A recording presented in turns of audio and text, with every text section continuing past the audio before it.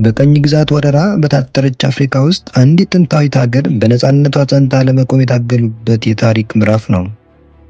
ዛሬ የምናየው በአፄ ቴዎድሮስ የተጀመረው ሀገርን የማዋሃድ ህልም በአፄ ምኒልክ ዘመን እንዴት ፍጻሜ እንዳገኘና የኢትዮጵያ ኦርቶዶክስ ተዋሕዶ ቤተክርስቲያን ለዚህ ሉዓላዊነት የከፈለችው ዋጋ ነው።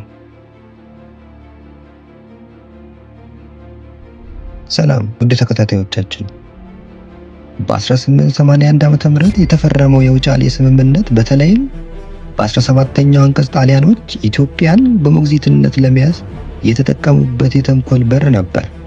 አፄ ምኒልክ ይህንን ሲረዱ ውሉን አፈረሱ። ጦርነትም ታወጀ።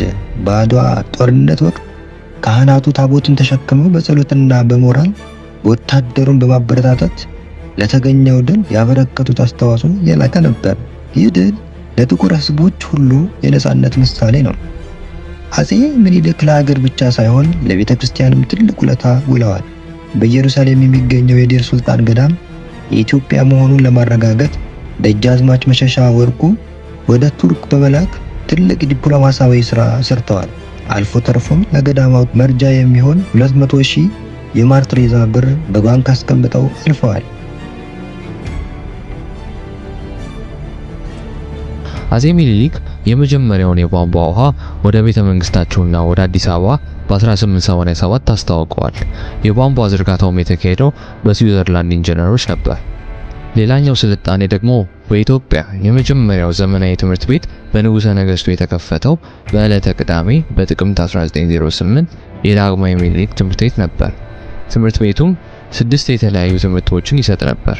እነዚህም ትምህርቶች ፈረንሳይኛ፣ እንግሊዘኛ፣ አማርኛ፣ ሂሳብ፣ ሳይንስና ስፖርት ነበሩ። ዳግማዊ አፄ ምኒልክ ታኅሳስ 3 ቀን 1906 ዓ.ም ነበር የሞቱት። ሞታቸውን ተከትሎ እነዚህ 4 አስገራሚ ነገሮች ተፈጥረዋል። 1.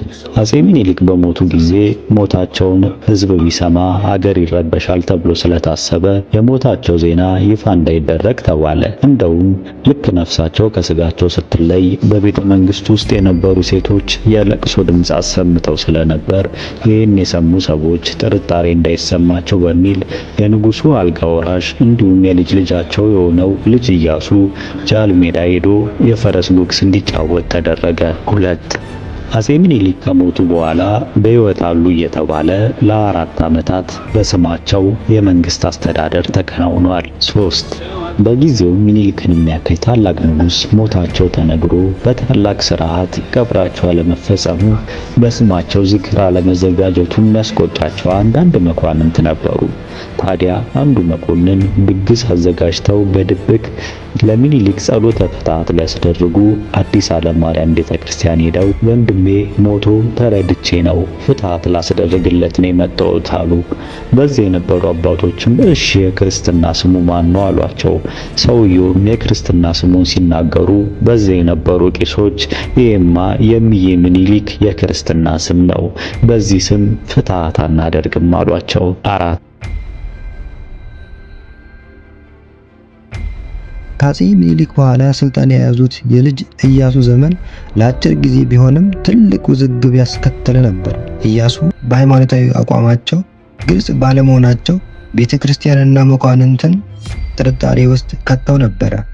በአንድ በኩል አብያተ ክርስቲያናትን ሲያሳንጹ፣ በሌላ በኩል ደግሞ በቆላማ አካባቢዎች መስጊዶችን ያሰሩ ነበር። ይህ ሃይማኖት የግል ነው የሚለውን ወደ እስልምና ያጋደለ የሚመስለው አካሄዳቸው ለቤተክርስቲያኗ ምቹ አልነበረም። ይህም በመጨረሻ ከስልጣን እንዲወገዱ ዋነኛ ምክንያት ሆኗል። ልጅ ኢያሱ ከወረዱ በኋላ የአፄ ምኒልክ ልጅ ንግስት ዘውዲቱና አልጋ ወራሽ ራስ ተፈሪ በመኮንን ስልጣኑን ተጋሩ። በዚህ ዘመን ቤተክርስቲያኗ ወደ ዘመናዊ የአሰራር መሸጋገር ጀመረች።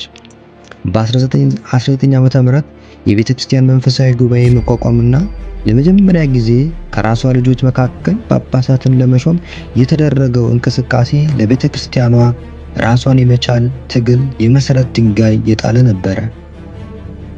የአፄ ኃይለ ሥላሴ ትልቁ ስኬት በ1600 ዓመታት በኋላ ከ1600 ዓመታት በኋላ ቤተክርስቲያኗ ከግብጽ ኮፕት ቤተክርስቲያን ተላቃ ራሷን እንድትችል ማድረጋቸው ነው።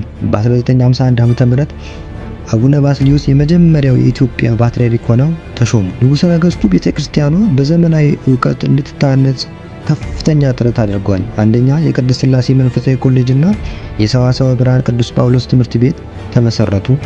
በ1957 ዓ.ም ደግሞ የአምስቱን የምስራቅ ኦርቶዶክስ እህት አብያተ ክርስቲያናት ጉባኤ በአዲስ አበባ እንዲካሄድ በማድረግ ኢትዮጵያን በዓለም አቀፍ ደረጃ አድምቀዋል። በኃይለ ሥላሴና ባለቤታቸው እቴጌ መነን በርካታ አብያተ ክርስቲያናት ገንብተዋል። በተለይም በአክሱም ጽዮን ማርያም ግቢ ውስጥ ጽላተ ሙሴ የምትገኝበትን ልዩ ሕንፃ እቴጌ መነን በ1945 ዓ.ም አሰርተዋል።